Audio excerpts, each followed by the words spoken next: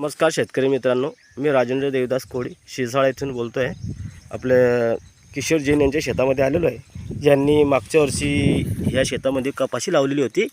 हे बाई झाडांची मुळं तसे दिसत आहे आणि ती शेती कोण्या पद्धतीने केली आहे, कशी केलेली आहे हे आपल्याला यांच्याकडून माहिती घ्यायची आहे. आणि आपण शेती तर केलेली नाही आहे, पण पुढच्या वर्षी आपल्याला करायची आहे. चला आपण त्यांच्याकडून माहिती घेऊन घेऊ.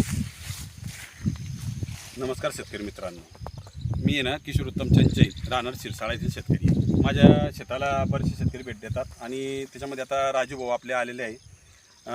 त्यांना शेती करायची आहे, त्यांना काही माहिती पाहिजे होती, त्यासाठी त्यांनी आपल्या शेतीला भेट दिली आणि आता त्यांना मी माहिती देत आहे. आता आपण आहे ना मागच्या वर्षी राजू भाऊ आपण आहे ना मागच्या वर्षी रोटर म्हणजे नागट्टी केली.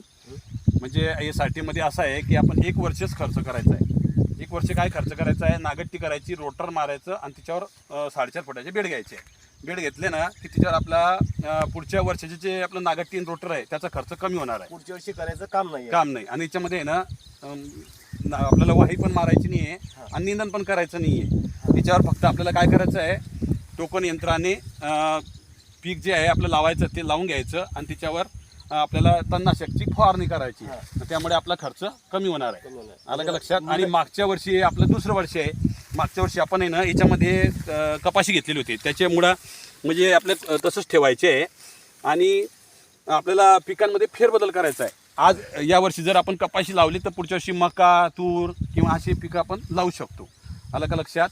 आणि आपल्या खर्चामध्ये कमी होऊन सण आपल्या उत्पन्नामध्ये वाढवणार आहे. आणि याच्यामुळे काय होते, मुळे ठेवल्याने तुम्ही ते विचारसान की मुळे ठेवले तर याच्याने काय बदल होणार आहे, तर आपल्या जमीनमध्ये सेंद्रिय कर्बाचं प्रमाण वाढणार आहे. आलं का लक्षात? कारण काय आहे, आपण दरवर्षी पूर्णपणे समजा सडलेलं आहे असं. हां, हे झालं आता पूर्ण क्लिअर झालेलं आहे. आता त्याच्याने काय होतं, आपल्या जमिनीमधला सेंद्रिय कर्ब वाढतो आणि आपल्या पुढच्या पिकाला त्याचा फायदा होतो. आणि तुम्हाला काही प्रश्न असतील तर तुम्ही विचारू शकता. आणखी याच्यामध्ये आपण 4.5 फुटावर एक तुरीचं तास आणि याच्यामध्ये एक भुईमुग घेतलेला आहे. हे म्हणजे भुईमुग आपल्याला भुईमुग पण चांगल्याच पद्धतीने आलेला दिसतं. हां, आणि याच्यामध्ये काय होते, आपल्याला खर्च कमी होऊन उत्पन्नात वाढ होते.